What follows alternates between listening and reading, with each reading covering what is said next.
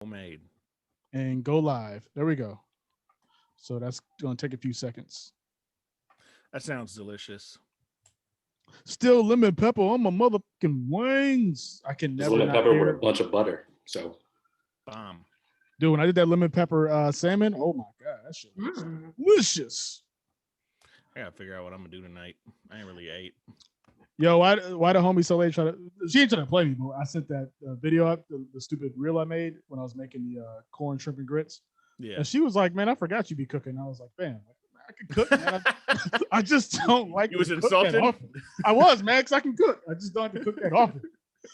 Me and wife were talking about that because she'll cook like every day, and I'm like, that's just how I grew up with my dad. Like my dad would literally cook like it was 20 of us, and we'd have like a meal for like 2 weeks, but it was good as fuck. So I'm like, I'm with that. That's what I want to do. She Yeah. gets over a meal when it's like more than like a day or two old. She's like, I'm over it. And I'm like, fam, I can literally, if it's some good ass stuff, I'll eat it for 2 weeks. I don't care.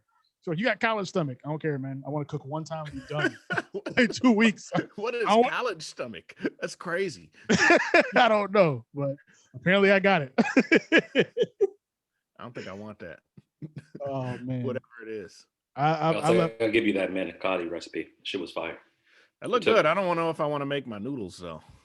It's a lot of work, bro. Yeah. I'm good. It was worth it. I'll find the Italian spot over on West 7th somewhere. I live right by one, and when I went there, I just found out about it. I was like, oh, fuck, they could have saved me a day. Just ask my mom, honestly. I don't need to make manicotti. That'll make her happy if I'm like, yo, mom, can you make me some manicotti? She'll be damn. happy. I forgot to adjust my mic. Hold on a second. I made some, handmade, not handmade, marinara from scratch. So you have to use these whole peeled tomatoes. Yep. So I'm trying to squish them evenly, and it's just tomato everywhere. So I'm just like, fuck, like just shit. Whatever recipe told you to do that, they lied. I've never seen my Italian family members squeeze. They lied. Oh no, I squish them so that you worship them. Yeah. You worship them. I'm just fucking with you. Yeah. It came out good though, man. I understand store bought. It just do it. To be honest, it's super easy. It just takes a little time. I mean, it really don't even take nothing. It's just dumping a bunch of cans. Like my mom showed me how to make our family recipe. Finally, I was like, shit, this shit hella easy. Yeah, it's gotta let it simmer. Time. Yeah, you just literally let it sit in an oven forever. So what are we supposed to do, A-Quil? I'm supposed to keep track of Facebook now on my computer too. Oh, you using your phone? Are you just prior? an all-seeing eye? Yeah, I was. we can try it. We can try it next I'm week. cool. I just ain't even gonna see it. Now let's get it popping, man. I'm ready. All right. Is anybody on there yet? So we're streaming. We're live. We're live on Facebook, Twitch, Twitter, my Facebook, and IG. About to join now. Let me join IG. Hold on. We out here expanding the brand. We expanding the brand, baby. We out here. I kind of feel like a trick requesting being live. Somebody else's live, yeah.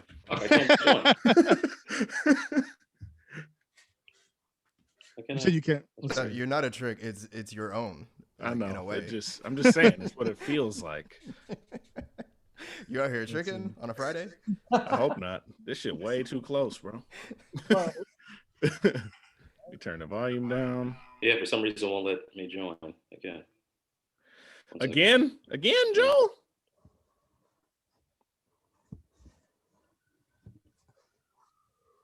Do it this way. Who got the sirens cracking? That's you, Alicia? Yep, you already know. Downtown LA. Now, so when I was in LA, did I contact you at all? I can't even remember. When were you in LA? This was probably like 2 or 3 years ago. Because I know like you were downtown and my guy used to live in K-Town or whatever. It's pretty close. I don't know. And I was like trying to figure out, because he ain't really like much of a out and about dude. So I was like, man, I might hit her up one night, see what they doing. Active out here, as always. Callie, stay active. Well, some areas I'm cool on being active in. Facts. Yo, Stefan, can you invite me? Watts was crazy. Okay. Got it. I got to go back though, because I didn't make it to Compton. I only made it to Watts. I don't understand why people want to go to new cities and go to the hoods. I'm not that person. Got to touch down. You just got to pay homage. You know I what I mean? I'm not that person. There's no point. At all. Leonard does that shit. Whenever we travel, Leonard does that. I'm like, dog, you just want to see people struggle, my nigga? Like, this doesn't make any sense. If we're not going to get women, there's no point. You go to the hood to get women. That's where you get your women from. Absolutely. It's not. Every time I travel, that's why I travel. Clarify that we're going to the hood to get the girls. All right. I didn't go too well in New Orleans. Well, Oh man. I mean, there's certain cities you can't escape it. Like Baltimore, you can't escape it. If you want to meet some real good folks, you go to where the black people are, and you're gonna see some shit. Right. Watts was crazy because I didn't know that that's the largest remaining projects in America. Really? Dude, it's like 3 miles of jacks. I was like, what the fuck is going on? Like, there's no crazy. grocery store. Like, I thought North Minneapolis was a food desert. Like, Right. Like, I was like, my man, like, where's the grocery store at? They was like, way over there. That's Corner insane. store living, man. Mm. Y'all I can only have one guess. Weird. It's Really? not What my happened? request. We spending a lot of time. You want me to leave and come out? It's Stefan, weird. you can only have one? Y'all want me to do it? Yeah, what's going on? I did it. Yeah, when I did it, it was fine. What's Stefan, up, Kenny? Go to check your settings out. See if you could. We just getting set up here. You did. I Where you see can't- Kenny? I can't join. IG. Wiley, YouTube, what up? YouTube Cool, follow. you might have to do it. Are we supposed to be joining on? I don't think it'll let all of us join on IG. Not on IG. Oh. I think you're good for now. Yeah, I we're guess. just Oh. playing around on IG. If we can make it pop, cool. If not, we'll stop. We were Is trying it- to see if we can make it work. Yeah. Is anybody hosting? Anybody hosting, or did you guys all cut it off? I cut it off. Go ahead. All right. Oh, we're not there anymore. Let me do it How real come quick. I can't find the Facebook watch? I'm trying to watch it in Facebook. Liner notes or facebook.com/liner notes. I'll throw it in the chat. Oh yeah, word. Yeah. Oh, wait, what is this? She got all the fans, man. Oh, I'm here. Right. I think I'm in it, right? You're in there. In that thing. I think so. Hi, y'all. All right, let me cut this down. All right, I'm live. So if y'all want to try it out You live where? on Instagram. I feel like. Oh, we just joining on yours or what? Yeah, just join mine. All right, bet. So Yeah, no one wants to do we're not using the liner notes one? Stefan's Yeah. gonna use that one, but we're not gonna host Okay, from yeah, the liner Yeah, notes. from that one. Yeah. Probably just settings. And I could Oh, wait a minute. You said Stefan's gonna go in there? Let me back out. Yeah, I got it. I've been. Okay, yeah, don't join. Don't join. tell them don't join. No, he was on his personal, so I was saying don't join from your personal. What the Cool. hell? Cool. All right, here we go. Liner notes. I see you. Alibi. I see you. I'm in. Just did the invite right now. I don't Look. see you guys as live on IG. It's on A-Quils right now, but I don't know if they're gonna add you. I guess we could see. Shit, if we can get 5. I can hop off too though. You guys are okay. You guys are live. Let's see. I see. Let's see. All right. Got me, Alibi. What's this talking about? Only You guys 3 see my guests can first be in your Instagram live. live. I've never gone live on IG. Never? Seems like it's not worth it. I've done it one time. Yo, DJ Michael Gray, what up, man? I see you on Twitch. What up? Clearly, we don't follow OnlyFans. Right. All right, there we go. It was still trying to get Survival to join from his personal account. So now Jola should accept you. It says no. Mine just says requested. Uh-oh. Disrespected the god and the goddess. How rude. So disrespectful. Yo, it's popping over here. Kenny Call, I see you, brother. What up? Chuck Chisel, I see you. What up, brother? Yeah, Yep. it's All right, yeah, no. Wait. let me give it a second. Because it should allow me to invite one more person. We should have to do it at 4. We look so old right now. We're old. I mean, we are. I mean, it is what it is. Yeah. It's all good, man. Wash City. I'm old. While we're finalizing all this, this is the Liner Notes Live. This is episode 17, the Liner Notes Live. Liner Notes crew. We got our podcast that drops every Wednesday on Spotify, Apple Podcasts, wherever you can download and stream podcasts, except for Tidal and SoundCloud. But we out here. And then we do our live follow-up every Friday. So this week we did Little Kim's Hardcore. You know? So right now, if you can see us, wherever you can see us, we are currently streaming to Facebook, the Liner Notes Facebook, my personal Facebook. We're on the Liner Notes Twitter, the Liner Notes YouTube, my Twitch, and then we're being some old men on our phones trying to get us streaming on live. So we got 3 of 4 of us on live.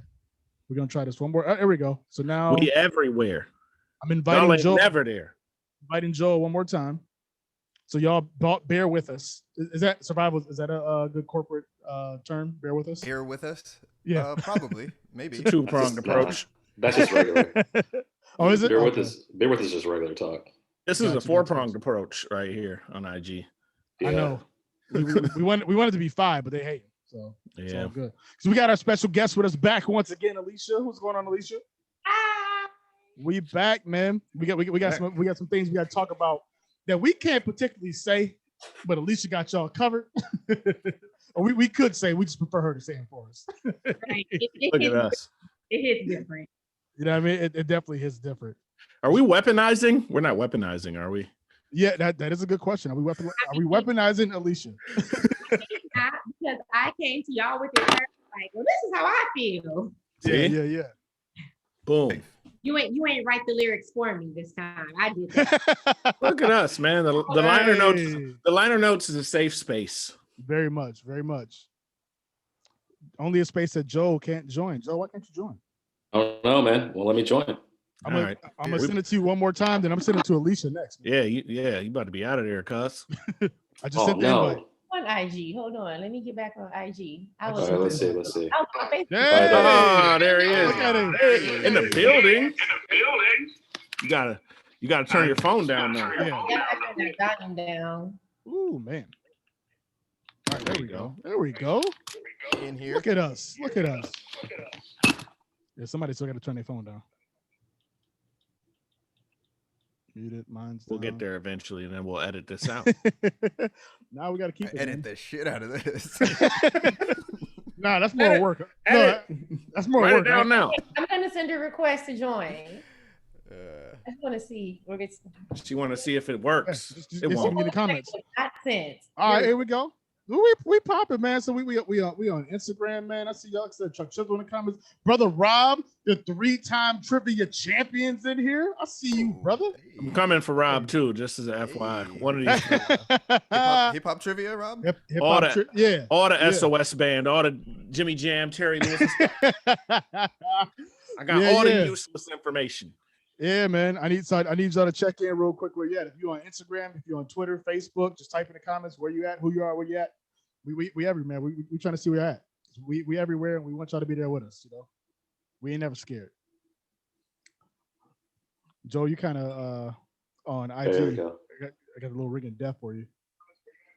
Wiley moving around, man. He moved from YouTube to Facebook. I like it, man. So he back moving around, man. Alibi got his drink. That's got some water, but it's about gone. Made it a little. What you got, brother? So, Robert, yours is the fanciest. Drink. Yeah, man, it's always got a color. Muddled raspberry. Yeah, for the fruit. queen bitch. Okay. Nice, I like it. I respect True.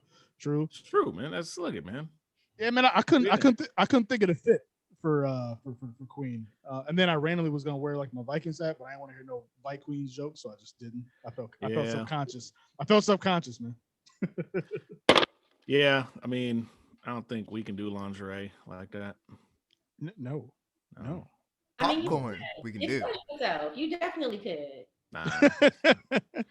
This space is not that safe. We're trying to be progressive. Well, yeah, man. Joel, you just dropped out. No, I'll be there in 2 seconds. Just keep going. Yeah. Okay. Anyway, we're good. We're good everywhere else, man. So anyway, again, this was a busy week. We'll talk about our weeks. I don't have our weekly facts, but I'll look some up as you guys talk. So Who wants to start? Let's just make up facts this week. Yeah, let's do it. What is today? Today In, is Friday, was- March 12th. Okay. Friday, March 12th in 1836, Fluffernutter was invented. Fluffer Boom. Nutter. Boom. By a Boom. black man. By a black man named, Mr. C? Mr. Nutter. I think his name was Ron Washington. Oh man. Boom. Okay. Who up next with the fact? With the fake fact of the day? Today in Black history, O'Neill Johnson created the device that could grab albums in the jukebox Oh, okay. and drop it. I saw you with the arm.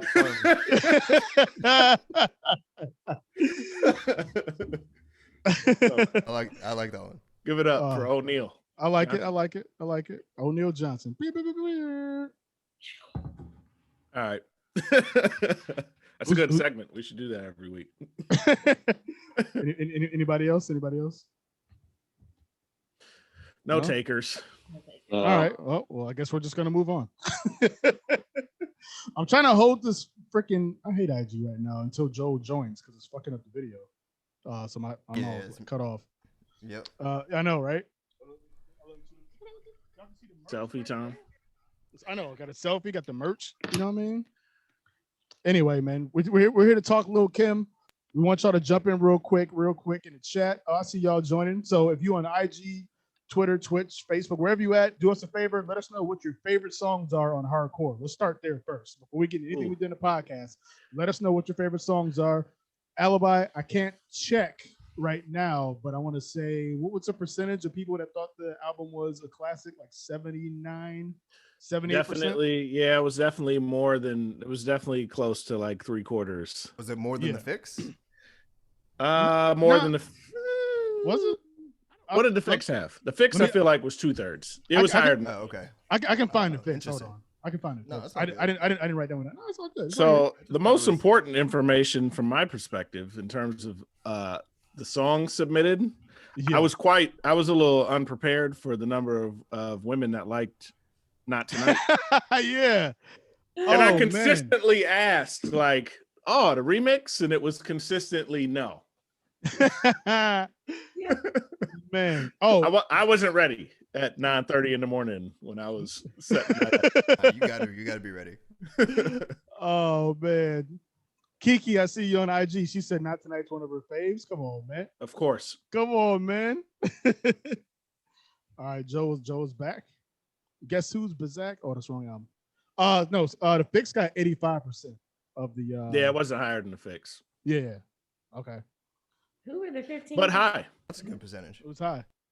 Wally Styley, you said Queen Bitch, Drugs, Crush on You, No Time. Messing with those for sure. Absolutely. Wiley says every album's classic. He does. I mean, he loves it, man. Yo, We fuck Crush on with- You, Crush on You Wiley, video but was great. if everything's a classic, nothing's a classic. That's true. True indeed. Kiki, you said it's a classic. Did you listen to the episode, Kiki? You popped in on IG, but did you listen to the podcast episode that drops every Wednesday on Spotify and Apple? You dig? Because that's where you know officially if the album was rated a classic or not. We haven't dropped it yet, but again, we're just talking about our favorite songs. What's the song I always forget? Well, let me look at it right now because I feel like it's a lot of we don't need it. Can we get? I want the person to give some more love. We don't need it just because that song entertains me. I'm not saying it's good. It's just very entertaining. No, I like it. Dude, his flute, pants was man. too little, man. Come on. Hip hop and flutes work really well together for some reason. It's serious. Yeah. Like fact. Yeah. hip hop and flutes is hard. Yeah. I think it was a lot of skin flutes on this album, but you know. That too. Oh, Alicia. He tried to segue without. I did. I was Without doing his Alicia. move. I was like, oh, Alicia. I did want to ask before we officially get into the podcast though, because last time you were on with us, we were talking about the dating app Yes. And you got any updates for us with the app? Child, hopefully, I mean, we're at that last 20%. We're hoping to launch this week. We had another test push. There are just a few bugs that we're still just trying to work out. Just trying to be patient because I don't want to put something out there and the user experience is terrible. So maybe this week, maybe we'll get it done this week. We're so close, so close. So definitely keep us, y'all. And you know how you find out when it's launched in your city? You go to wemeet.app and you sign up on the wait list. That's we, the French we, OUI. Hey. .app. Hey, She's media ready. I like it. I like it. Trying to be Media trained. Yeah. Side note to the few folks that are watching on IG. Unfortunately, IG, we're testing out the new technology that allows 4 of us to talk at the same time. But we got a special guest this week, so she's not on here with us. So anytime Alicia talks, you're gonna see us just in the camera, just sitting there like. So watch us on IG too, so we can get them views. But in the meantime, look at our main stream on Facebook, Twitter, Twitch, YouTube. And then you can see Alicia as well. She's an awesome guest. She joined us, if you guys missed her, a couple weeks ago for the Queen Latifah episode, and now she's back with us so we can talk some Little Kim, some hardcore. You know what I mean? She's the real MVP, man. She is. Got a lot. The engagement was crazy. I'm like fan of the year. Just put me in when you need some minutes. I got you. Ready. You dig? Here we go. I like it. Well, yeah, man. Let's get into the album because, like I said, we did our little fun facts. Well, I guess we didn't. Did we officially check in on air? We checked in off air, but we know. Do we need to check in? We're good. I mean, it's all about mental health. But all right, we all good. Hold on mute. He don't want to check in, but no, I'm good. Everything. Life is. Oh, he's froze. There you go. Life is good. Let's get to the meat of this. Life is Baby good. to bed. We're good. Cool. Life is good for everybody, man. Let's get into the album, man. So, Little Kim, hardcore.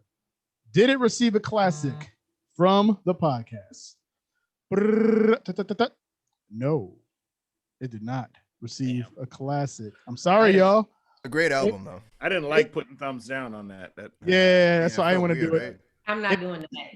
It received a 20.8, so I rounded up, so not 20.75. A 20.8, which is a great album. Remember, so if anybody's joining us for the first time, please understand we have a rating system every category. We have 5. Oh, look, Kiki already mad. Look, man, don't log off. listen. This is the important part right here. And shout out to the Hawaii crew. She stayed up with us for New Year's. So it's 5 categories that we rate these 0 to 5 per category, 5 categories. You can get a max score of 25. If you get a score of 22 and above, you are officially classic. So this album, the categories are replay value or replayability, lyrics, production, concept, and impact. Little Kim got a total score. So again, the 4 of us did our scores. This is the total score. Alicia did her own score. We're going to talk about her score in a second. It got a total from the 4 of us, on average, a 20.8. So that's what it is. We can roll through the metrics because, again, people look at, say, impact and be like, of course, it's a classic. And it's like, no. We're breaking this stuff down. We're breaking it down to the molecules, all of that. So that's what we're going to talk about. To its very last compound. You dig? That's from Keith Murray or somebody else. You can Google it. Coming from the north, south, east, and left. All right, so we gave the 4 of us, we gave it that score of 20.8. Alicia, what did you give the score? I gave it a 20. You gave it a 20. I gave it a 20. It was that was a rounded up. I probably could have given it a 19 and a half, but I gave it. We don't do half scores. Yep. Okay. Right. And this was hard. This was a hard one because it's hard to separate the impact from the music or the cultural impact from the actual musical impact. So, or even just the music itself. Because, Sorry for everybody that's on IG. Alicia gave it a 20 as well. And she said she rounded up. So it could have been a 19 and a half. We don't do halves. We don't do halves. I'm just saying. Good. Look at the synchronicity. Come on, man. See? Okay. Yeah, we're in the same ballpark. We're on the same page, in the same realm. Again. Alicia, you just extended line of those family here. We on the same page. What do you think? What do you think the weakest area was of the album? Okay, we can just jump right into it. You gotta go to the notes. All right, everybody, real quick, tune in to the other stream because Alicia finna go in. I don't want y'all to miss this. Keep the IG going, but get on our main stream because Alicia finna tear this album apart. No, I'm not gonna tear it up. Please don't kill me, y'all, because I'm gonna practice all of this with Kim is an icon. This album is legendary. I think when we get to the good parts, we'll talk about the impact that this album had on everything culture that we have now, everything. But when we talk about the weakest part of this album, for me, it was the lyrics. And this is not to say that Kim can't rap, because Kim can rap. However, the rest of Junior Mafia outside of Big cannot. They just had no reason to ever be on this album. But a big part of it for me with the lyrics was this was the first time I listened to an album and could hear the ghostwriter in almost every song. Like, I really was inspired to look up to see how many writing credits Big was, or songs that Big was credited with writing, because so many of these rhymes sounded like they were Big. I've been saying this all afternoon. It's like Big with a vagina. He literally wrote for him. And I kind of knocked it for that. And here's the thing, I'm not anti-ghostwriter at all. But like, we'll take Dre, for example. Whenever Dre is on a song with like a Rick Ross, when he was on Three Kings. Right, yep. You can pick up some of Rick Ross in there, but you don't listen to that and hear Rick Ross on Dre's verse. Excuse me, on Dre's verse. Yeah. But there were so many songs on here that I was literally like, am I listening to Big? Is this even is this a Big song? So it was just, I had to kind of knock her for that. The presence, just like the way y'all did the Outlaws on Pac. Mafia did Kim no favors on this. Oh man. She said Little C's was Big Psych. Damn. Oh no. A lot of irony there. That's cool. Big Psych, Little C's. Oh shit.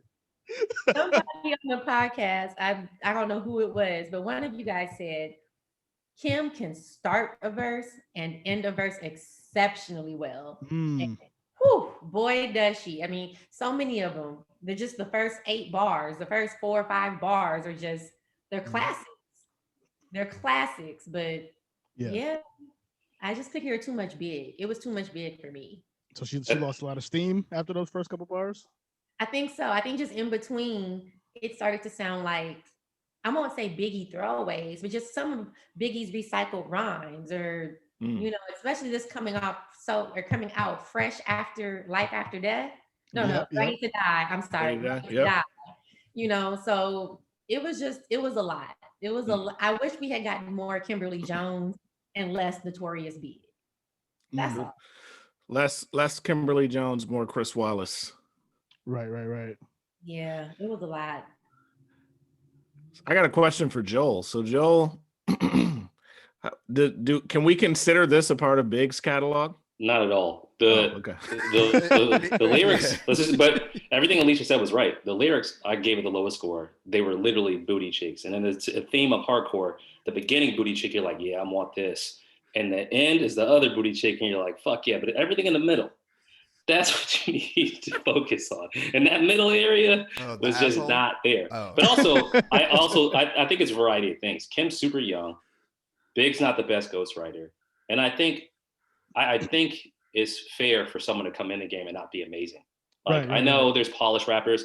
There's only a few rappers you hear their first album and that was the best. Like Nas is a dude, you're like, he's always been nasty. Lupe Fiasco. They're just lyricists who just come out the gate and you're like, okay, great. But I feel like every rapper I really like a lot, they grew into, like, it took them a bit. So I feel like that was this with Kim. And I agree, Big, Ghost, they all sound the same. Like everyone in Junior Mafia and them, they were like, well, he's the dude, so we should kind of sound like the dude. And I think Lil' Kim is so good at those quotables. It, like, this is not on the album, but just an example that's easy for everyone to remember. If you listen to All About the Benjamins, you can't forget how that verse starts and ends. It's like you'll never forget that. Wanna rumble with the B, huh? And it's literally so high though that everything after that is it's like, man, it's like battle rapping, bro. You come out crazy and crazy. It's so hard to maintain that energy. Video too. She was like fucking. Yeah, she was every song on this album. Big Mama thing, the way she started the actual album was like boom. I So you're quote like, oh that shit. once a week in my life. I do. I quote Mama Thing like once a week in my life. It's a great song to quote, even as a dude. I don't quite feel right doing it, but like, hey man, how'd she come in? What if a dude wrote it? Hey, no, I mean, it's true. Okay. Still don't know. So no, Alicia, you're right. Alicia, you're right though. You also right, Alicia, though. I feel like Big, also a young dude, not being able to ghost write in a way. And also I think that's what makes artistry so important is like, it's one thing to write something for someone, but another thing to be able to coach it to make it their own.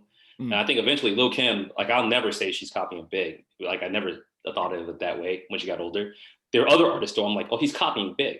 But I thought they had a relationship where she was her own entity alongside. They were just like perfect together. But I never thought it was like right. So yeah, and I'm generally like, I'm not anti ghostwriter. I'm anti having a ghostwriter.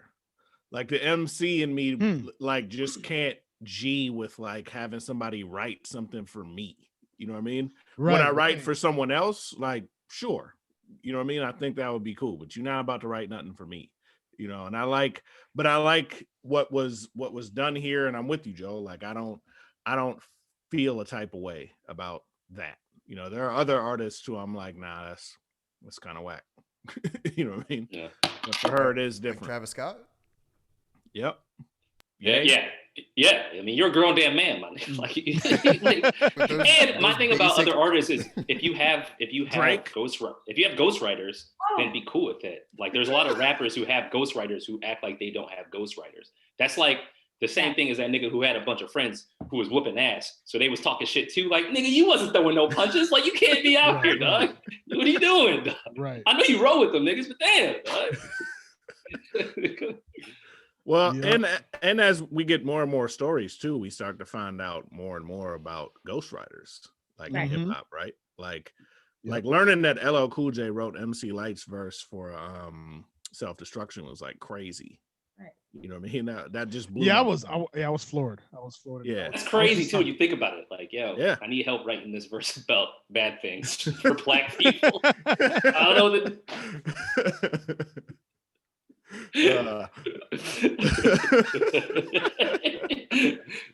Yo, could you imagine Big and Kim in the studio? He's like, nah, man, your pussy lips ain't wet enough. I got this. Get out the way. A grown man, like, you know nothing about this shit. Man, dog, I mean, no. I used to. Now I put lips to this shit. Damn, niggas is soft in this bitch. Like, yo, Big's the goat, dog. This nigga was like, yo, I know pussy.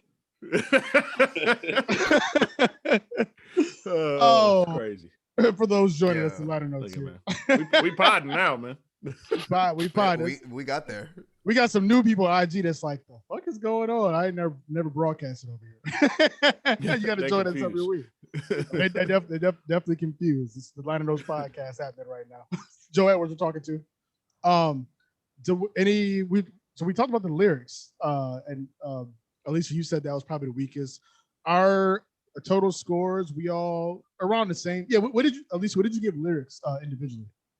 So I gave it a 3, and I was around it. Okay. So we got all of us 3 except for Joe. Cheeks. One for each sheet.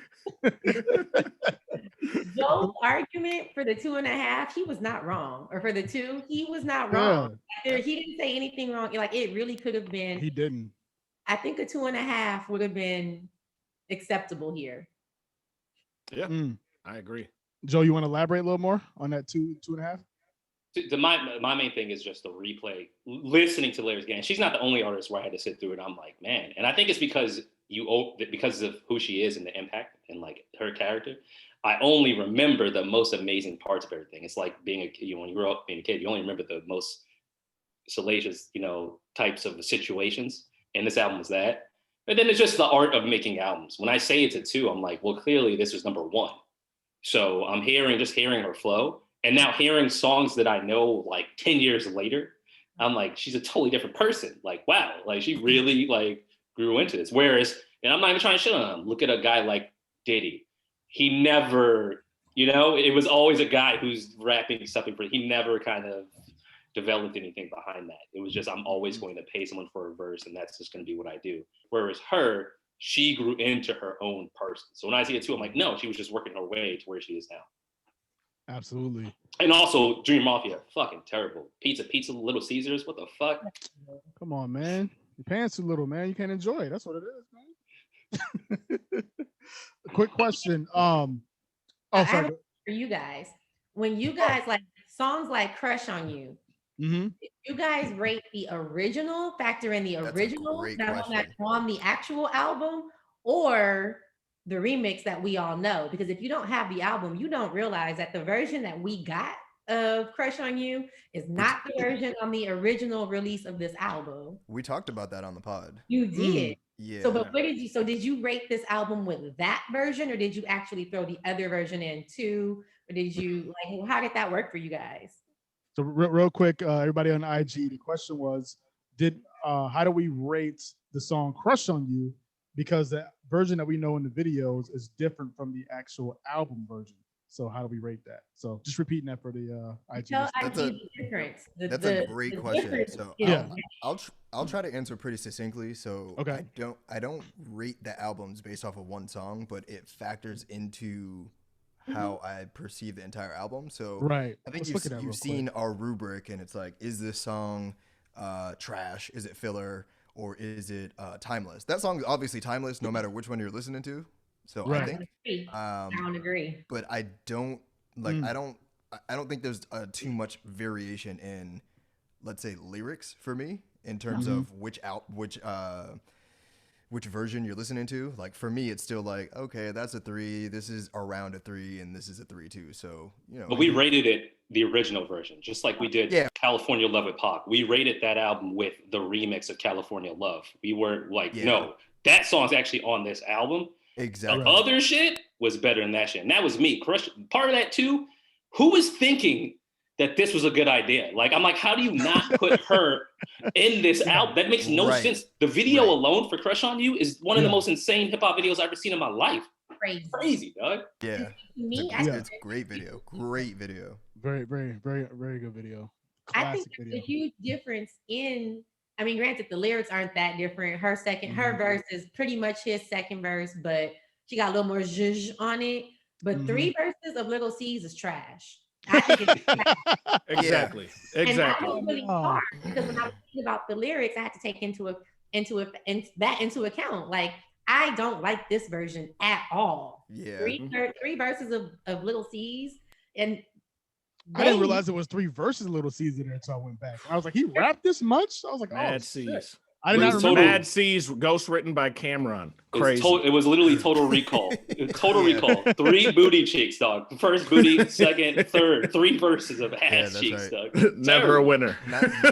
Not the CGI version, like the 1991. Yes. The puppeteer. Prosthetic. The prosthetic. Breast. It's terrible, bro. And I like Lil C's, but it's like, come on, bro. Kim made that song. You don't like Lil C's, man. I do. I do for as a person, as a human being. I like C's. I would never say he's like one of the better rappers, but no, he's entertaining to me. He's entertaining. That's true. A quick question from the chat. We're in the subject of ghostwriters. Because there is a difference. Like Big ghost wrote for Kim, and some of the greats have ghost written for other people, like Nas has, Jay has. But someone who's like a career ghostwriter, can you consider them a top MC? Like one of the all-time greats, if they've written a lot of great songs? I think they should be. If they're not already a top MC? Yeah, so we're not talking about like when Big, Jay, or Nas has ghost written for people, but actual like think of like a Sci-Hi to Prince or like Skills, who like have written mad songs. You know, I know in the R&B world, people, it's different. Like Neo, Beyonce, or like they've written and they get their due. But in hip hop, could you be a ghostwriter as your main like thing and be considered one of the greatest of all time if you had like a lot of smash hits? Or it's like, nah, you're a ghostwriter. No. So. No. If you can't make It's- your own it's shit, really that simple. if you can't make your own shit, come on, bro. It's you. Yeah. How you not talk about you? Say again. So you wouldn't consider Skills a great writer, Mad Skills? A great writer. It's not about the writing aspect. It's like the being the MC part. Yeah. You know what I mean? Like you have to kind of separate the two, because you have your own flow, you have your own delivery, you know what I mean. And if you're writing for someone else, like yes, Little Kim sounds like big, but she's not big. Like there is a clear delineation between like who these two people are, right? Yeah. And that like it matters. I think there's an argument that could be made. Like for me personally, like, but I think to y'all's point also, it's if you're not doing your own thing, but some artists do. Like I look at like a Sky Zoo. Sky Zoo writes for Sky Zoo writes for a lot of people. You know what I mean? Right. A lot. Yeah. And he'll never he's a good example. Yeah. And he makes good music, like him personally, but it's not radio friendly music. Right. You know what I mean? And I think in that respect, somebody like him probably does deserve that mention. He got his own career, right? Like that is like successful in its own space. And then he's able to write hits for other people. Like that deserves credit. The problem is like just casual fans, man. Like the casual fans not gonna know who he is. Casual fans not gonna know that how much shit DOC did. Like there's artists we can list, you know. So instead, you'll get artists who were solid MCs and then ghost wrote, and they'll get extra credit for ghost writing, right? To a certain degree, though, I don't think Jay's better than Big because he wrote too. It's just something else that happened. Like I'm not gonna say that if like I don't know about Nas ghostwriting as much as I do about other people ghostwriting, but I'm not putting you above Nas because you also ghostwrite. It's like a job application. Like you do a bunch of shit, but if the main thing you're still here. I'm not going to move you up this list just because there's also people who are just great artists who maybe don't ghostwrite as much. And I'm just like, so it might depend on the category. Right. Like maybe it doesn't boost his ranking in MC, but maybe when we're talking just artist, just general overall artist. Yeah. Yeah. Okay. Makes sense. Either way, but not to belabor the point. Yeah. Yeah. Wally Sally, you got to look at Mad Skills ghostwriter for the right price to make your shit tighter. And he will. Kiki said Wallow needs his credit for writing for Lil Wayne. How much did Wallow write of Lil Wayne stuff? I know Gilly did. I know Wallow. Gilly. I've always heard Gilly. Yeah. Gilly did. How much did Gilly write? Man, a lot of people say a lot of stuff in the whole mixtape era. The best Lil Wayne era. Yeah. There's slang there's Philly slang that he's throwing out. Mm-hmm. Like, clearly. Yeah. Okay. I got you. Okay.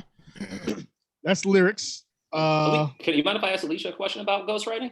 Absolutely. How do we feel about crossing the gender lines ghostwriting? One, do we know about any women that have written for men? And then two, how should that matter? Is that a thing? I know Big and Kim were close. Like that's a different relationship. And Jay and Fox, but they probably had a relationship, right? But nowadays, how do we feel about ghostwriting like that now? Didn't put his cock in Fox's box. He said he did not. Wow. I think it's very interesting because I think you're going to get a kind of a twofold answer. I mean, when we hear things like Yachty wrote for the City Girls, he wrote Smash, and now we're just looking at Yachty like, yo, that's actually kind of dope that you. And it's okay. It's acceptable, right? It's kind of like a joke, like, oh, so that was Yachty, real ass bitch, give a fuck about it. I don't think it would get the same response if we were like, yo, Kim wrote all of Big's verse on You're Nobody Till Somebody Kills You. Like, she wrote, you know what I'm saying? Like, I just don't think that we would accept it the same. Probably not. We might accept it different if we knew Lil Kim wrote Big's line when he said, "Look so good, I sucked in your daddy's dick." Oh yeah. I agree with you wholeheartedly. I agree with you wholeheartedly. Yeah. No, sir, we're not doing that. We're not doing that to the goat. Is that what prompted this question, Joe? No, I agree. I agree with. And by the way, Big is not the only one who's doing pause bars. Literally, all favorite rappers have pause bars. Everyone. Yeah. Lot of dick sucking in the '90s. Plenty. Yeah, but I think Alicia's right. I think if you not even like I'm like for example, the song I was watching an interview with Melly Mel talking about The Message, and he was talking about Sylvia Johnson, and you don't even hear about women contributing to. But it's funny, the reason we do have 99% of the shit we do is to inspire or inspired by a woman at some point.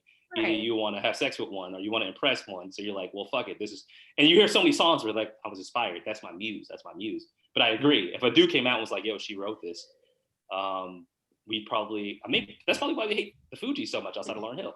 let's even take let's look at Tiny and T.I. They're married. Tiny's pen game has carried her. I mean, Tiny's pen game is legendary. Yep.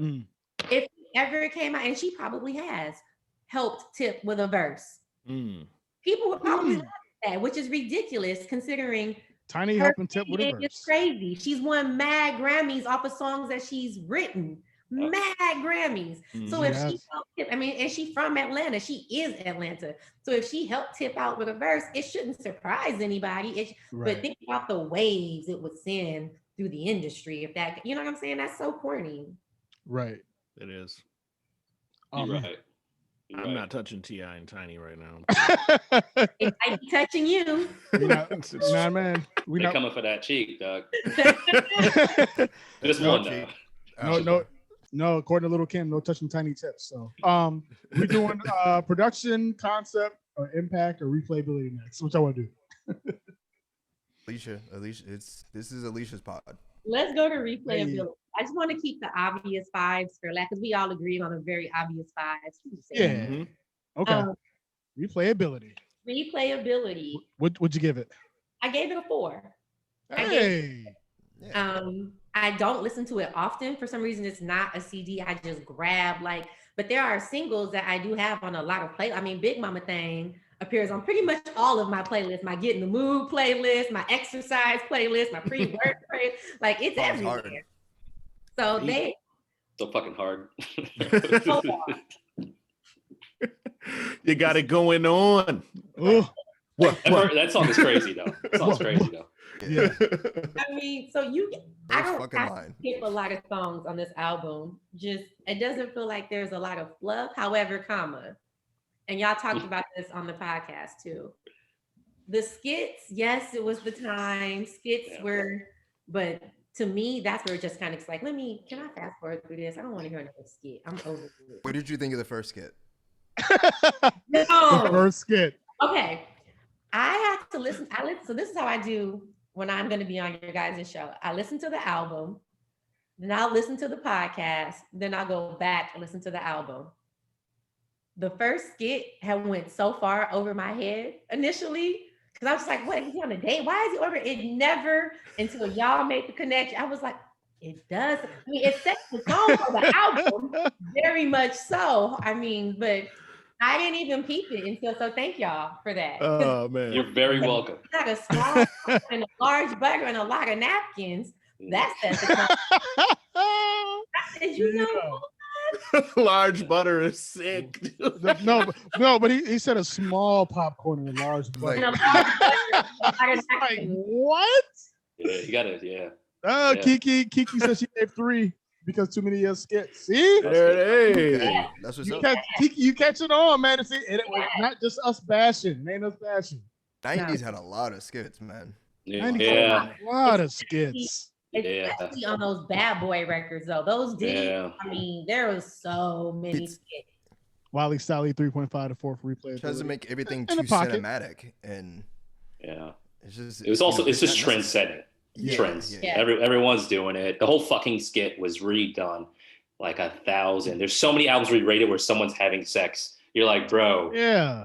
That was not I don't understand why that was a trend. We get it. Like, so many. Audio porn's not a thing. Like, relax. Like we don't. They just felt so recycled. Like some of these skits are like part 2s of Big's. What was the Ready to Die, and then Life After Death. You hear a lot of these same like skit. Like it's I'm over the skit thing. I'm with you. Over the skit. What did we give for replayability? We all gave it a 4. 4. No. All of us across the board. Look at us. Hey, man. We were in sync. Yep. Synchronicity. Oh, but wait, you guys have a question here that I wrote next to. Okay. Is the production dated? Ooh, is the production dated? Some of it. So here's the thing. It's yes, but it's not in a bad way. Like, okay. It's not dated. Like, to me, y'all know, I think I've shared with you many times. Dead Prez, to me, the production is trash. It sounds dated. It's not easily replayed. It doesn't. The mute. We got that. Mute? I understand that. It doesn't stand the test of time. That production is very dated. This is also very dated. This gives you very late 90s boom bap Diddy. I mean, it's all very dated, but it's very, very replayable still. And it's only dated because we've moved so far from this sound. Diddy loves shakers. Oh yeah, he does. Diddy does love shakers. He does. We get a lot of Diddy. That's a fact. Why isn't there more? There's not a lot of Diddy on this album either. No. There's not a lot of Diddy. That's surprising. No time. Yeah, that was it. That's no it. time for fake ones. That was it. You would think Diddy would jump in a couple. Hey, take that. I also didn't need Diddy's appearance on No Time. at all. Like, he was wilding. Oh, no, he killed that song. I didn't need to hear Diddy say "can't work the middle" because this thing too little. Diddy killed that song. He's in the video, dog. Okay, so do you think that she wrote that for him? Because he's historically not his own writer. What does that mean if Big wrote that for Diddy? That's fucking crazy. No, you wait. Look, no, Survivor. You said did Big or did Kim write that? No, did Kim write it for Diddy? I respect it if Kim wrote it. Yeah, I'm saying, what if Big wrote it? For Diddy. Then we. So can Big be one of the greatest of all time and then be one of the worst ghostwriters of all time? Yes. Definitely. Yes. Okay. Because that's that we can't be having Big right there, man. Come on, man. Replayability 4 out of 5 from everybody, man. That's what's up. That's what's up. Okay. Where we go on that? We did replayability. We did lyrics. Well, we said was production dated, but we gave production 4s. The guys did. Alicia, what did you give production? Oh, I gave it a 3. Okay, a little bit lower. Yeah. I can see that. And it's not, I mean, there's, like I said, there's nothing super bad about the production. It's just the songs that are bad are bad. They're terrible. Real They're bad. terrible. Like, there's not a lot of in between. Like, even if we go back to I literally think I have like 8 songs that I think will never get old. And then the remaining of the most of the album is the ones that are trash. Like, there's no in between. There's just not a lot of, I like it. It's cool. And so I never need to hear Mafia Land. I'm good. Ever. That's at the top of my list. No. That song's terrible. That song's ass. Mafia Land. I told you, Mafia Land feels like a holdover from that didn't make it on the Junior Mafia project, and they just threw it on this. It's like, Kiki gave it a 3. Look at the ladies uniting 3 in the production. Okay? I wish you could see me because we here. I think she's still commenting on IG, but I think she switched over to Twitter so she could watch you. So that's what's up. Yeah, again, so if y'all want to see Alicia, go to the mainstream. You did. I was disappointed though in the production, and oh my god, I really felt like a Liner Notes crew member. But now I'm Liner Notes. Here I am. You are, man. Look at, man, we winning people over, man. See, people thought we was hating, man. And Alicia, you're right, because like Big Mama's thing bangs. Like No Time's dope. Like Crush on You is classic. You know, Drugs bang. Queen's Bitch bangs, dude. Yep. So I'm with it's like them highs are high, and you get some other joints, and it's like, so that's that balance. And she's a terrible storyteller too. Oh my god, jeez. 3 cheeks. Oh yeah, no, it's bad. No, man. Touched on this on the podcast, and I didn't understand why either. How do you have a whole production crew like the Hitmen right here, and they get like 1 song a piece? I mean, and don't get me wrong, the one-offs were great. I mean, Jermaine Dupri, people sleep on the original Not Tonight, except for women. Like we love the original Not Tonight. You know, his one-off was great. who else had a random one-off? Big Mama's thing. One-off. Great. I mean, but there was just no real, and especially coming from from Diddy, that was a little different, I think, because Diddy, you usually get, back then especially, it was all hitmen. Yeah. It's pretty, and in that way, it's pretty inconsistent. Yeah. You know what I mean? Like, like it ain't like Ready to Die is mad filler on there or something. You know what I mean? Mostly everything that's on there fits, you know. The highs are like super high on this album, though, like you said, and the lows are just so low. Like so these are terrible. Like I don't need to hear these. Like even it's a 15-song album. You take off 4 of those trash ones, and now you're talking classic. Yeah. Right. Exactly. I'm with that because that's what I said in the pod. I didn't realize all these songs were on this album that I was naming earlier because I remember a lot of people rapping over those beats on mixtapes. So it was like, oh, this came from Kim and this is on there. Like, oh, this is crazy. So then they hear them other them songs that kind of bog it down. Yeah, it does feel like it might have got too long. And then Alicia, I got a question for you because you mentioned it. Yeah, what is it about Not Tonight for the ladies? Because we all were like, and then if we got an Alibi, he can talk about it a little more. That song was very popular amongst the favorite songs when we were doing the polls on IG. So why is that song so the original so popular? Because it's real life. That's it. It's real life. I mean, men love to talk about how they want to. You're gonna get a little explicit here, but what they gonna do the pussy and they get game this, that, and the third, blah blah blah blah. Mm-hmm. One of two things. One, we don't always want some dick. Sometimes we just want to get some dick too. And go, give me some head. Just like y'all. And then number 2, a lot of times the dick game don't match up. You talking this big, great dick game, and now I'm all, and then it's a waste of my wetness because hey, what's going down? We're podding now. Oh, we're podding. That's the realist. I mean, that's just the realist. Like a lot of times, your dick is trash. I should have just got showed your face. I meet. We meet. Oh no! I. Okay, man. You got a clip. Okay. That's factual. I like what you're saying because I mean, honestly, when it comes to fucking, 90% of people don't know what the fuck they're talking or doing. Like most of the people are just picking cues. A lot of dudes out here think they the shit. They ain't the shit. And a lot of women, a lot of lazy ass women out here, you're like, this is all you do, bitch? Like you just like sit here? I could have stayed home and did this shit myself for a quarter of the fucking price and just stayed here, did my thing. No dinner involved, no nothing.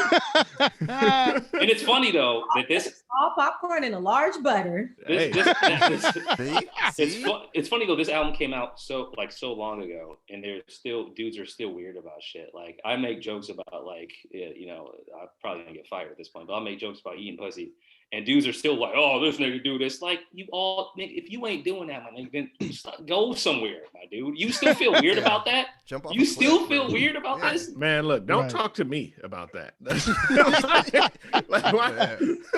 No, dudes talk about sex all the time. Alibi, don't like dudes talk about sex. I hate listening to it. I don't like listening. All dudes do. If you every dude for no reason after 2 beers is like, and I feel like women may have these similar conversations where you just like reminiscing.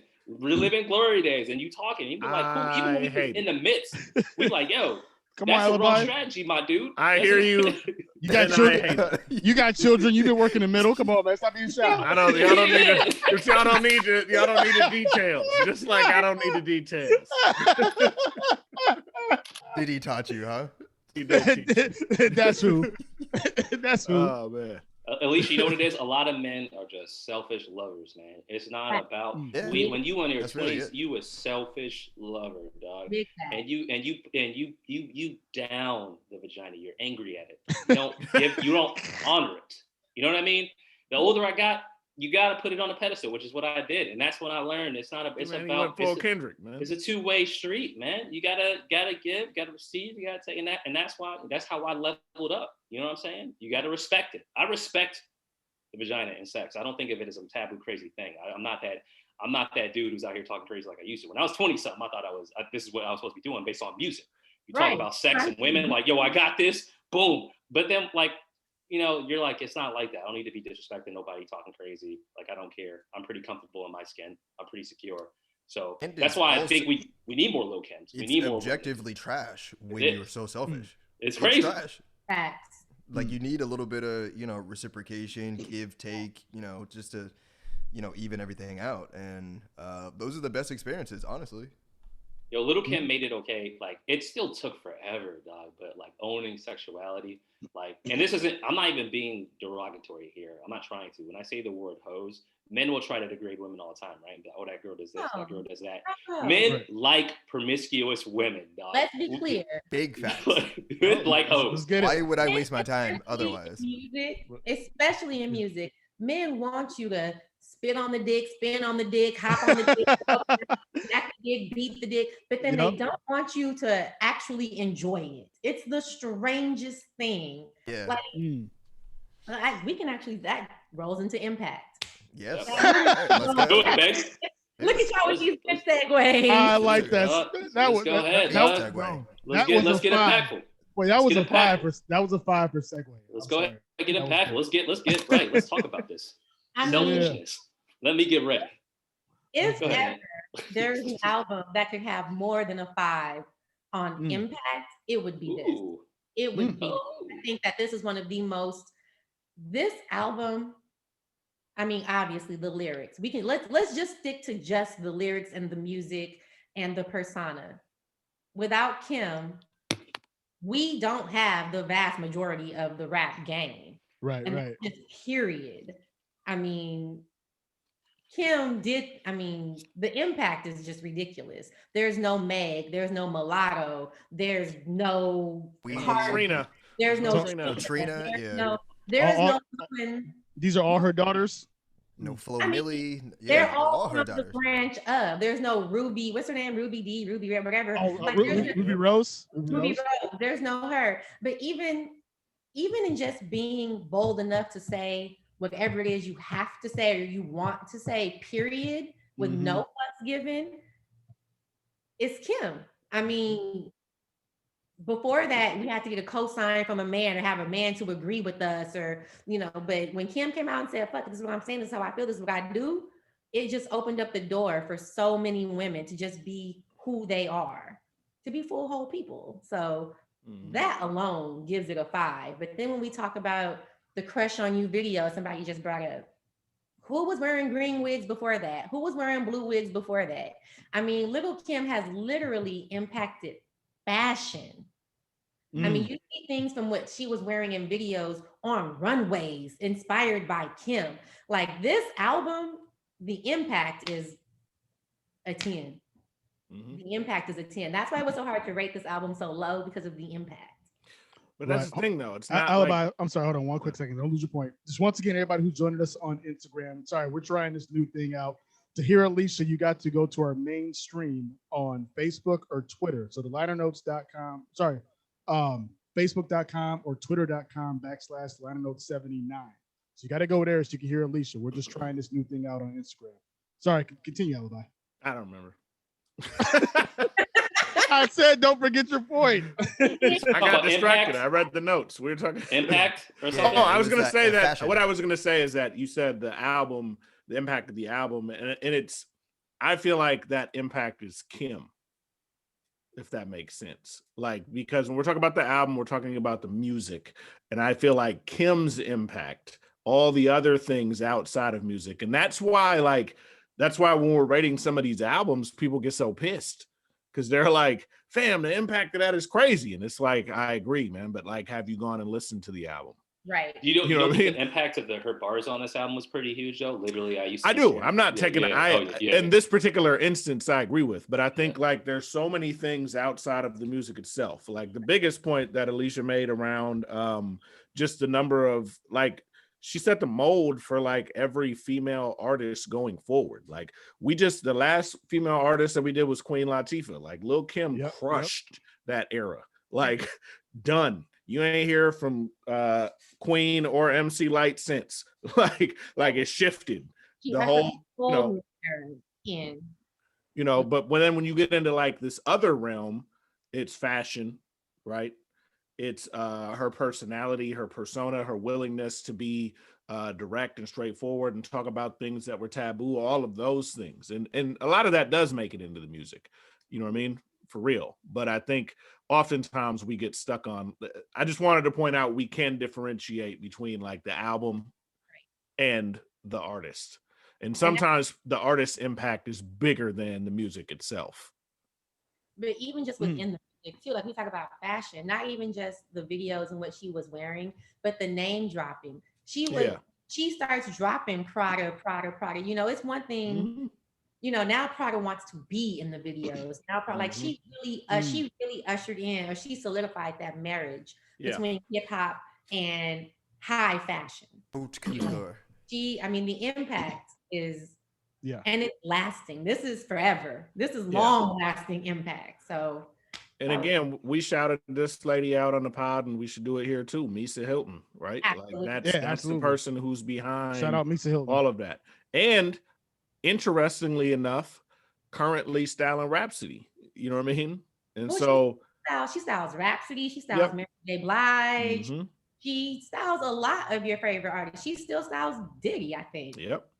So it's important to keep like, you know, she deserves all that credit too. Because I don't think Fenty, like they owe her a bag just like they owe Dapper Dan a bag. Like 100.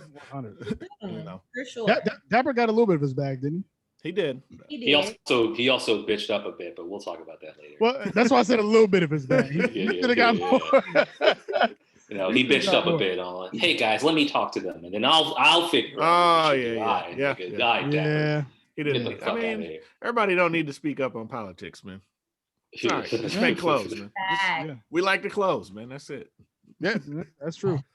Yeah. What other impacts did this have? I know we covered on the album, on the podcast episode about how she was making other MCs change their styles up. And of course, how she's affected a lot of artists today. These are her daughters out here. But what were some other ways that this album, Little Kim in general, and her sons? We're not going to act like we're going to hear a lot of Little Kim lives and Lil Yachty, favorite rappers. I mean, this new generation rap. She is the godmother. She is the grandmother. They're all her kids. All of them. Dang, she's big mama for real. She's big mama. It's crazy. I wanted to ask Alicia this question because I don't feel like we could get into it much on the pod. Like, do you feel like is there any negative along with all of the things that we just mentioned? No, I don't, but I'm pro-ho. I don't believe in people being like, I believe in women being able to have agency over enjoying sex. We enjoy sex. Yeah. And it's okay for us to enjoy sex. And sometimes sex is trash. And especially if it's trash, we're gonna talk about it. Like, right.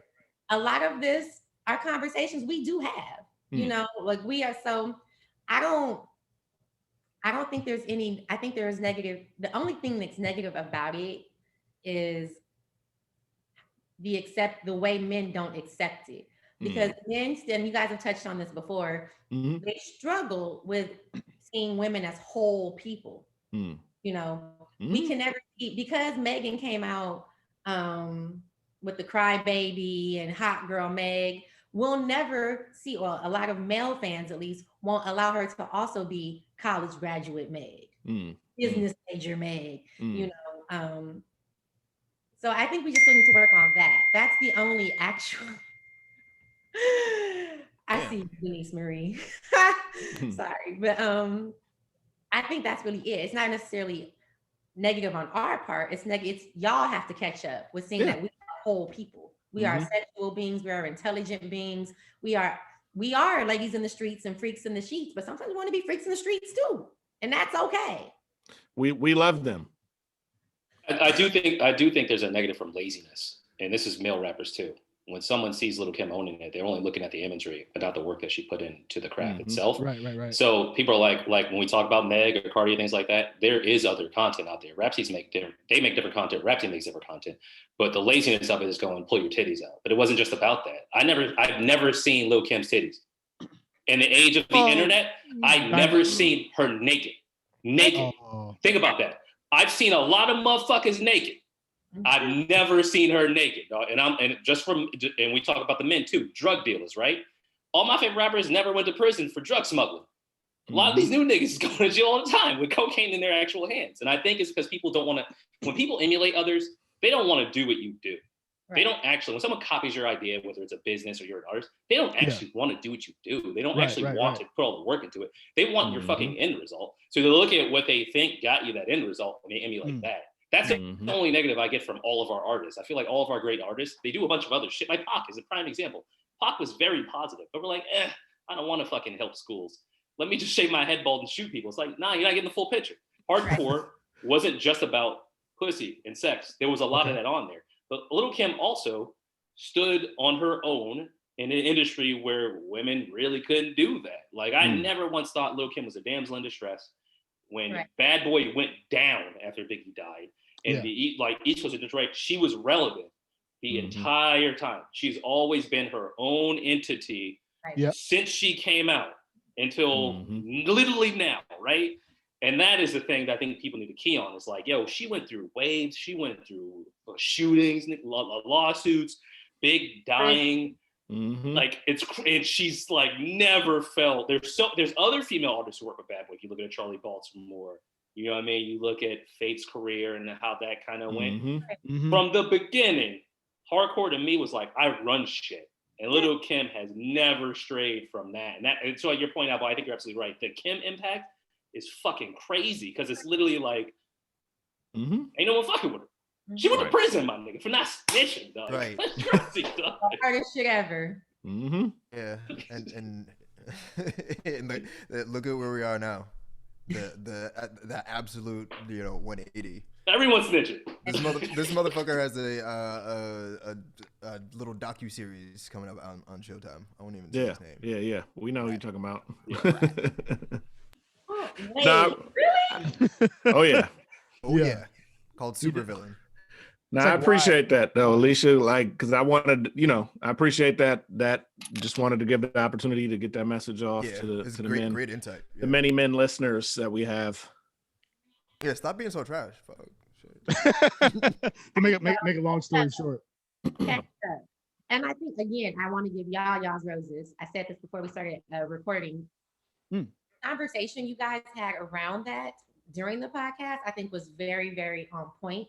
I think you guys brought up, I think maybe it was you, Alibi, that said hip hop somewhere along the way became something that the male rappers profit from the exploitation of women's sexuality, but women suffer when they take agency over. And it's such an important conversation to have because it's so very true. Like, again, it just goes back to us being seen as whole people. We are whole people, Yeah. Alibi at that point, Alibi always got a good points, man. I have no idea. You gotta go back and listen to good points. It wasn't on the outline. Shit. Like I said that shit. All right. Like I was all right. I was talking that shit. Let me stop making my good points in the outline. Well then, concept. Sorry. Yeah, let's do concept. And because we did kill skits. But what's funny is this is one of the few albums where the skits made sense and I was okay with them within the context of concept. I still hated them, but I feel like it pulled the album together. So we'll start with Alicia. What did you give it for concept? I actually gave it a 5. I mean, it's hardcore from beginning to end. The album, all the songs fit. There's nothing that, other than it being terribly bad, like Mafia Land for the most part. It's crew. It's hardcore. You're getting hardcore of everything. Oddly enough, we were just talking about the skits. The opening skit made sense to me after hearing the podcast. And that really, it's the album. That opening skit. They killed me for that. We definitely killed you for it. Mainly because it's funny. That's the most hardcore skit I've ever heard on the album. That nigga was moaning while masturbating. And they were like, be quiet, my nigga. We all here for the same reason, my nigga. Calm, quiet down.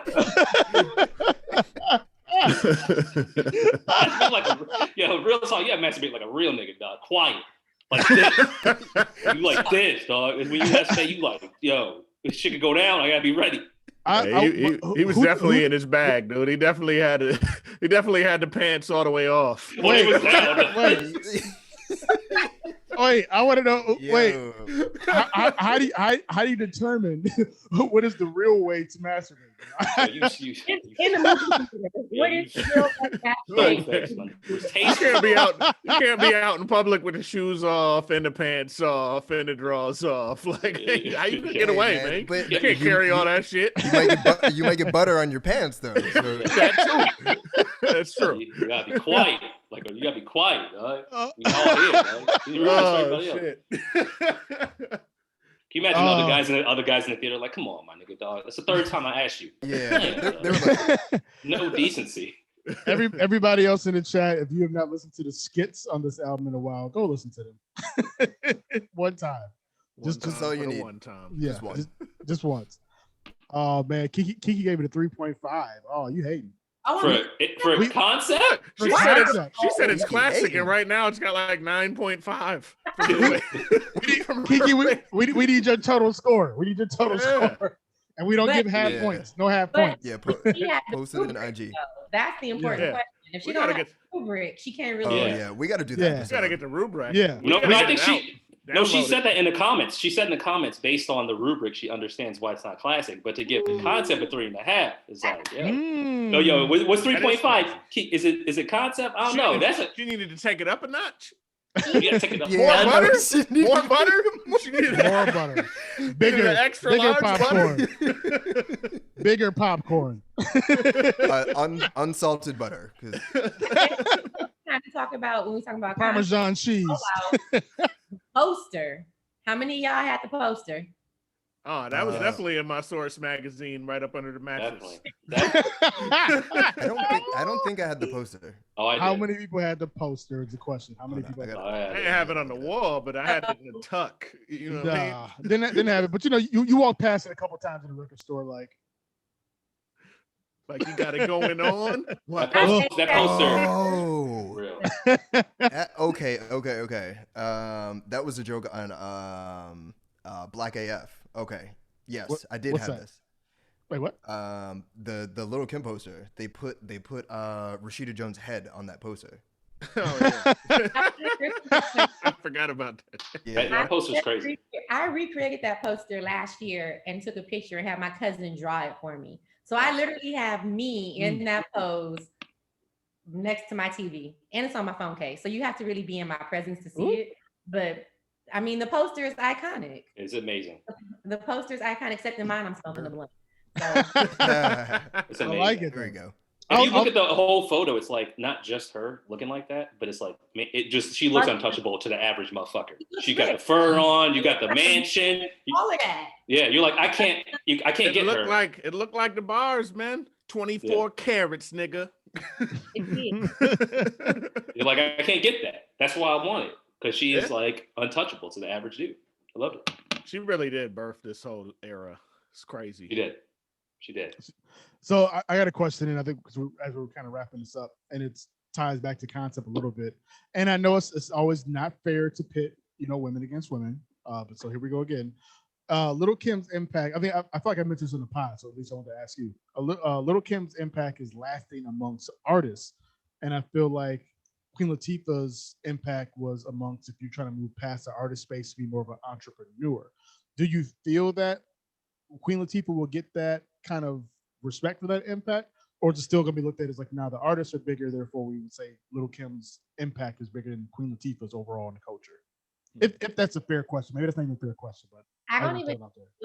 I guess it goes back to listening to an album with the naked ear and listening to it with the rubric. Like there's a difference. There's a difference in how, like, which impact you'll perceive. Like if we're looking at business model and mogul and movement and building an empire, we're looking at Queen Latifah and all of the things she's done, which we already discussed, right?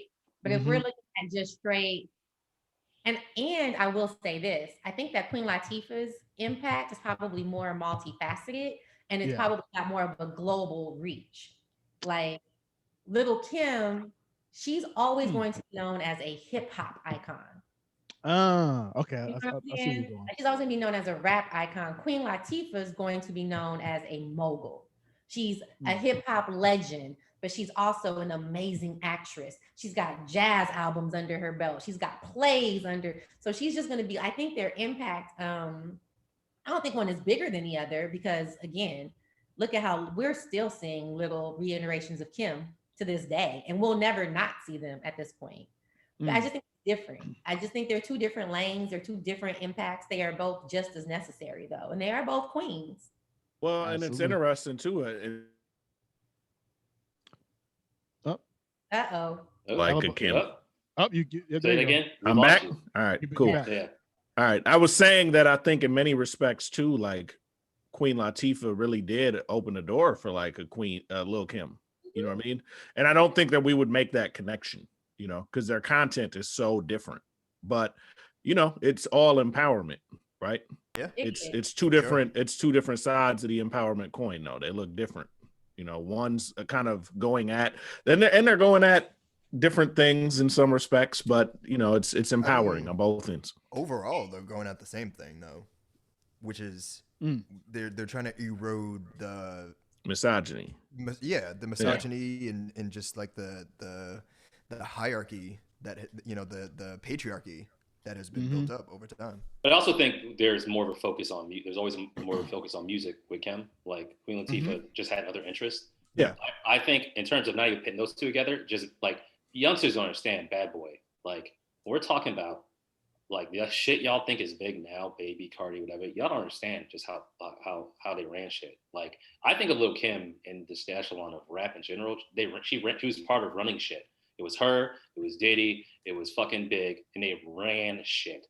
Unfortunately, Big passed away, but you still see his effect. But literally, Diddy and Kim had their own separate effects on hip hop for a decade after the fact when they dropped, and so on. And Lil Kim is like, literally, it's 2021, and we still compare her to artists who are just coming out now, and that's fucking crazy. So there's no disrespect to the Queen, but in terms of, I think sometimes when we talk about people quote unquote transcending hip hop and doing other things, like it's true, like they do other things. But in terms of like rap or hip hop, I think Lil Kim is so much more impactful than a lot of dudes that I like, just because that like 100. She ran shit. Like she ran like for years. It was crazy, bro. Well, she is the blueprint. Right. Like still, there's no new blueprint. No. You know. Yeah. Yeah.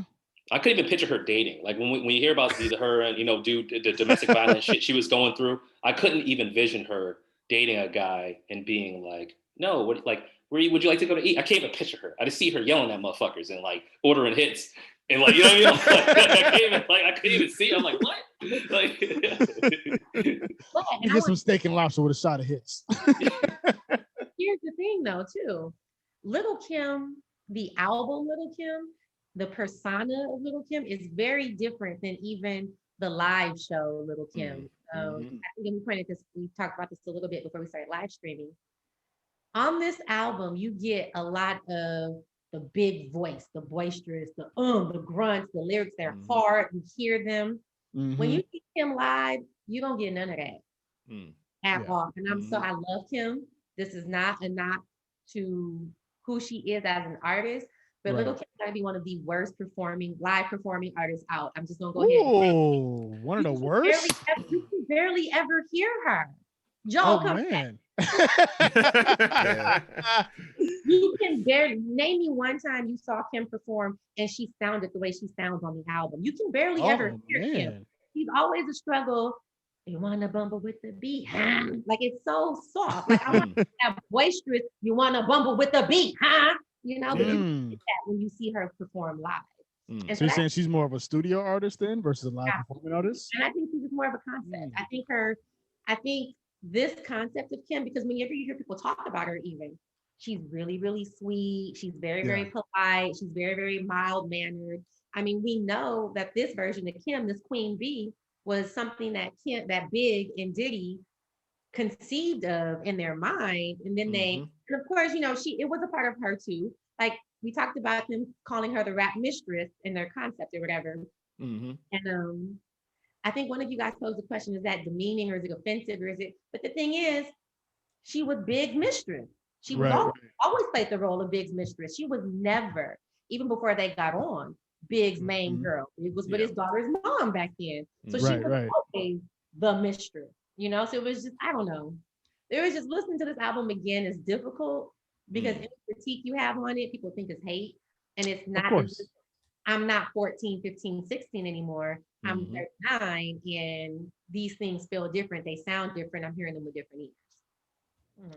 Also, nothing wrong with being on the side. Nothing wrong with being a mistress or a side nigga, dog. Sometimes that's all you are, and that is okay. You just play your role. Go in. Y'all, I'm a wife.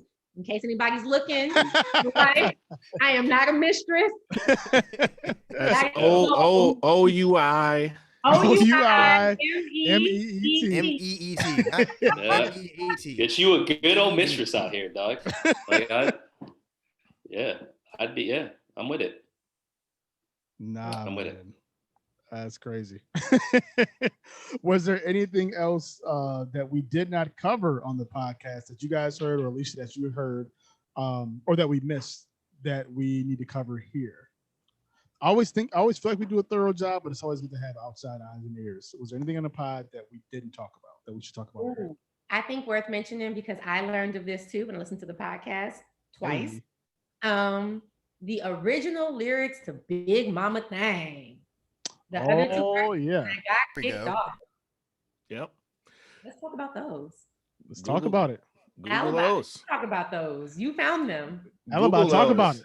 Nah, just go to YouTube and put it in, and it's a lot of shots fired at Big. I mean, at Pac from Big. It's clearly ghost written by Big, and essentially they had to take the reason why Jay is on that version is because they needed to remove some words and a whole verse and probably the first 4 to 6 bars of Kim's third verse were changed, or her second verse, the third verse were changed. I feel like listening to that though, I mean, as soon as you hear it, you know that Big wrote that. There is no ifs, ands, or buts. I mean, he even recycled the line, if they have to, you have to pop. Like, so it made me kind of look at Big slightly different, only because you yourself never came at Pac that hard. The hardest line you came with was, if Faye got twins, she probably had the rest of it. You kind of ignored. You was really finna send your homegirl out here front line. That's crazy. It was crazy. I mean, wasn't he the one who said delete it though? Wasn't that him? It may have been. I mean, but I do think that, you know, to Alicia's point, that's how I felt when I first listened through it. I was like, man, like that's what really made me start thinking about like how they really were kind of using and manipulating her in a way, you know. So I wonder if it's a product of just him not being good at ghostwriting as opposed to having intent. Like he could have had intent, so push her out here and talk crazy. Or maybe he just doesn't literally know how to craft these songs and Big Mama things where you start talking a bunch of nonsense and going, shit, this is kind of fucking crazy. Because Big also canceled out. It turned into Little Kim's version of No Vaseline. Like he knew what he was doing. Yeah. I mean, it literally went from I was still lips on the dick. I used to be scared of the dick to I'm shooting up Faith and she's a hoe and fuck Pac and like what? That don't even go. Yeah, that was crazy. Yeah, I mean, that's nuts. At least he had the foresight to take it off, but it's like now it's out there, you know, on the internet. They definitely put some time into it. Like if anyone's a recording artist, you know how much time it takes to put into stuff, especially if it's not just one take. You know what I mean? And and the version that we heard, shit sounded mixed and mastered to me. Absolutely. You know what I'm saying? So it's like they had to go through all those steps, and then it's like okay, nah, you know, let's retract it. Yeah, it'd be whack to have Little Kim spit it. I'm all for any of those dudes dissing Pac because Pac was talking pretty reckless, but you can't have Little Kim involved. Especially too when you know over here on this side, we was really shooting niggas.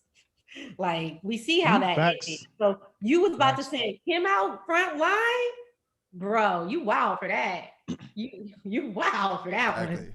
Yo, you know what? I'm gonna have to defend my coast for a second because we was shooting at y'all too. When Big sent them shooters, when they was shooting New York, they was shooting at them. So I ain't about to eat that. But no, you're right. You can't. But we was on some different type. Y'all came through and went to Watts immediately for a reason. We was on some different type things. And the fact that he really wrote that on her album and had her rap those lines and crazy. That was wild. Crazy. Yeah, it makes sense. Y'all let Snoop come through and kick down the buildings, man. We did. And left it to Nori and Prodigy to clean up. Only dudes that ever responded. That's crazy. Insane, man. Insane. Man, we are about I think that's 90 good. minutes in. Yeah. Good place to break it up. Yeah. Shout out to everybody that joined us again. We tried something new here with the Facebook. I know we picked Facebook picked the week. We happen to have our guest on this week in Facebook or Instagram happened to do the little 4-joint live. So appreciate everybody that's joined us on Instagram as well as Twitter, Facebook, YouTube, and Twitch per normal. It's time to do all the plugs, of course. We're going to plug our guest first, Alicia. So if you guys, again, if you joined us late or if you did not see her when she was with us a couple weeks ago, she has a brand new dating app that's launching called We Meet with the French spelling, OUI. So it's OUIMEET. Like I'll let you drop that. I want to step on your toes. Oh, you got it. Okay. But yeah, I just want to make sure. It's the French we, so it's OUIMEET.app.app. You can sign up on the wait list to see when we'll be launching in your city, but we will be launching very soon, both Apple and Google Pay, whatever it's called. But we'll be there. It's coming. It is unlike any other app that's out there right now. If your city is just reopening, you'll definitely want to get on the app because We Meet translates to yes, meet. We're trying to get out there, be meeting people, going on these dates, helping y'all find love. Again, if you're looking for love, Joel is a mistress. Alicia is not. I'm here. Find me on We Meet, OUIMEET.app. You dig? I don't know what happened to Alibi. I'm also married, so I'm multifaceted. I do both. I could be your main. I could be your main. I could be your side. I'm like pasta. It could be either one. Oh man. In that meantime, you can also catch us again. This is our live. We do this every Friday. The Leonard's Live, episode 17. We always drop a live to correspond with our podcast that drops on Wednesday. So that is Wednesday on Spotify, Apple Podcasts, wherever you can download and stream podcasts, except for Tidal and SoundCloud. But join us. We're also on the socials. Hit us up on Facebook, Instagram, and Twitter. The Liner Note 79. We're on YouTube, still with the nasty link, but we're getting more followers. So just hit our link tree, and you can find our social medias there and where we stream. You also can hit us on the Liner Notes crew. Look at everybody joining late. I see y'all joining late on Instagram. You can hit us also on the email, the Liner Notes crew, gmail.com.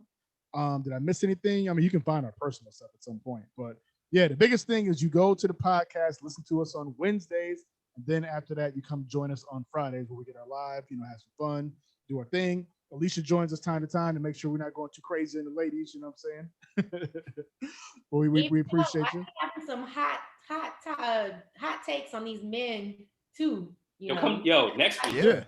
Let us know. I think we should actually. I don't know, man. I'm different than you guys. I think we should say who we're going to do next week, especially if there's people who've never talked to us before, because I think that might be. Oh yeah. I think we should do that. It's toxic. We need her next week. Yeah, sure. I feel like next week could be something. I'm gonna be ignorant as fuck next week, dog. And it's West Coast, baby. Is it? Yeah. No. Is it? Yeah. It is. I got it mixed up with my ignorant shit. Yeah. Next week. I just mixed it. Yeah. Let's go. Yo, we should do it. Let's just say. Should we say what it is? Alicia. We're doing a chronic. Drum roll. Chronic. Chronic. Oh, I'm coming. Let's do it. We got to talk crazy. Hey, there you go. So, Ghostwriter. Oh yeah. Yeah. Yeah. We put the dizzles. There it in is. the jizzles. So, for everybody that joined us live, you got the official exclusive right here. Next week's episode is Dr. Dre, The Chronic, dropping on Wednesday. So, join us. It's going down. We're going to have some fun. Signing off with our special guest, Alicia, Joel, Alibi, who dropped off of Instagram, but we still love you. Survival, A-Quil. We had a liner notes. I'm gonna remember to stop the stream first and then stop the record. So I'm signing off on IG first. Peace out, IG. Peace. Boom. In that video. All right, now let's end. Let me double check. Stop the stream. All right, here we go. Peace, y'all. We out. There's probably more dick references on the Chronic than there are on Hard.